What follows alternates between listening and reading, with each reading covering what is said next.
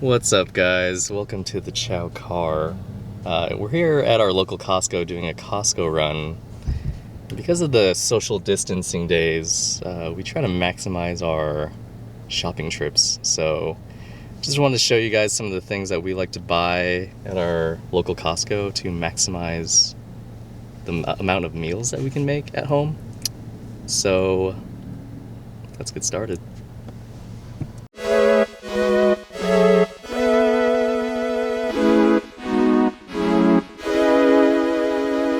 Alright guys, so today we'll be making a chicken shepherd's pie and a southern style chicken salad, so we'll be just focusing on the ingredients for those, which are a big old bag of russet potatoes. As a brave little hobbit would say, boil them, mash them, stick them in a stew. In this case, we'll be mashing them. Next up is the famous $5 5-pound rotisserie chicken. Eat a bit of it for a meal, then save the rest of it in the fridge for later use, such as this chicken salad and this shepherd's pie. Give the chicken the good old smell test, and if it passes, we're good to go. This was in the fridge for about 4 days. The problem with that is the breasts get pretty dried out, and no one's got time for dry chicken. So we're gonna give this chicken a second life. We're gonna remove the breast meat and most of the dark meat of whatever is left over, also separating most of the skin. In a separate bowl, we'll put the bones, wings, and skin because, you guessed it, we're not wasting the bones. We're gonna make a fresh chicken stock. This is a 1-hour pressure cooker stock. So we'll start off by rough chopping a small peeled yellow onion and sauteing in the pot over medium heat until translucent and slightly browned. We'll also throw in a few crushed garlic cloves and a roughly chopped carrot. After that, add in a pinch of salt, the chicken bones, veggies, a few bay leaves, give it a quick stir, and then fill the pressure cooker about 2/3 of the way full.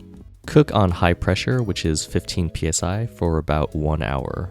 Alternatively, you can use a regular pot and just simmer for about 2 hours. The regular pot stock will have a lighter but more chicken flavor, and the pressure cooker version will have a bolder, meatier, more complex flavor because the high heat and pressure extracted more flavor from the skin and bones.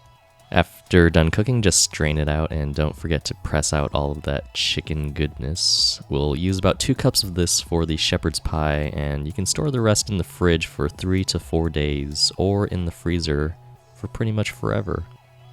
Next up, we'll shred about 1.5 pounds worth of chicken using all of the dark meat and filling in the rest using the white meat. Any leftover white meat will be used for the chicken salad. And this is a southern style chicken salad, so getting a fine shred on the chicken is pretty effing crucial. You can use your fingers, but the best and easiest way to achieve this is using a stand mixer with the paddle attachment or a hand mixer with the beater attachment. The reason why the fine shred is better than just dicing up chicken is because the mayonnaise that we'll be adding later will have more chicken surface area to coat, reviving that dried chicken from the depths of the fridge.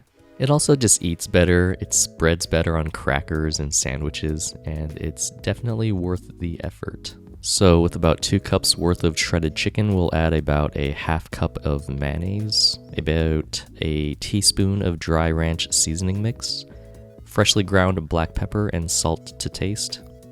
Mix it all together and this is your basic foundation for chicken salad.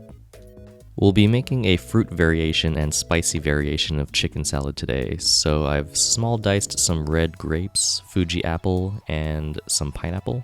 And I also have some chili oil and sriracha sauce and green onion. But you can pretty much use whatever spicy sauces you have at home. For the fruit one, just fold in the fruit, and for the spicy one, just fold in the spicy sauces to your liking. At this point, the variations of chicken salad you can create is pretty much up to your creativity, so just have fun with it. And now that the chicken salad is chilling in the fridge, we'll start preparing the potato topping for the shepherd's pie. I've got about 3 pounds of russet potatoes here that I'm going to peel and cut into about 1 centimeter discs. Those will be going into a large pot and filled with cold water. By starting the potatoes in cold water, they will cook more evenly, ensuring your mash will be creamy and not lumpy. We'll boil the potatoes for about 20 minutes, and during that time, we'll shred about 3 to 4 ounces of aged white cheddar and separate 2 eggs to get 2 egg yolks. After about 20 minutes, or when a knife easily pierces the potato, we'll drain the potatoes and add the potatoes back into the warm pot. Set the heat to medium-low and stir them around for about a minute to drive off any excess moisture. After that, we'll kill the heat, add in the cheese, 1 stick of butter, salt, and white pepper to taste before giving everything a good mash. Then we'll stir in half a cup of milk that was whisked together with the 2 egg yolks. Give everything another good mix and mash and they're done, and you can just set them aside for later. Continuing on with the chicken filling, in a large skillet over medium heat goes in 4 tablespoons or half a stick of unsalted butter, followed by about a cup of finely chopped yellow onion. Cook the onion until they have become softened and browned a bit, and then throw in 6 tablespoons of all-purpose flour. We are making a roux here, so continue to cook for a couple minutes to cook off that raw flour taste, and gradually add 2 cups of chicken stock, scraping up any brown bits from the bottom of the pan and smoothing out any lumps. Bring it to a simmer and add some heavy cream, or you can also use milk. This would be a good time to season with some salt, black pepper, and chicken powder. Then we'll add the shredded chicken, about 1 cup's worth of peas, green beans, corn, carrots, which all came frozen in a pre-mixed bag from Costco. And we're going to heat this through until all of the vegetables are warmed through and the consistency of the filling is thick enough that if you run your spatula through it, it'll create a little trail. If it's gone too thick, then just add some more chicken stock or milk to thin it out. Once that is done, just give it a quick taste for seasoning and the chicken filling is done. By the way, if you don't feel like making the mashed potatoes, you can always whip out that can of biscuits. Just put some of that filling into a bowl, and you've got some lazy chicken pot pie with a biscuit topping. Still very satisfying with minimal effort. Anyways, now add the filling to a pie or casserole dish. Top that off with a layer of the mashed potatoes, using something like a spatula to smooth it out. Then we'll go back with something like a fork to rough it up. This will create more surface area on the top that'll get nice and crispy in the oven, of which we'll be putting this into a preheated 350°F oven for about 25 minutes. For the last 2 to 3 minutes, we'll turn on the broiler to crisp up the top, and then we'll take it out, and it's finally done.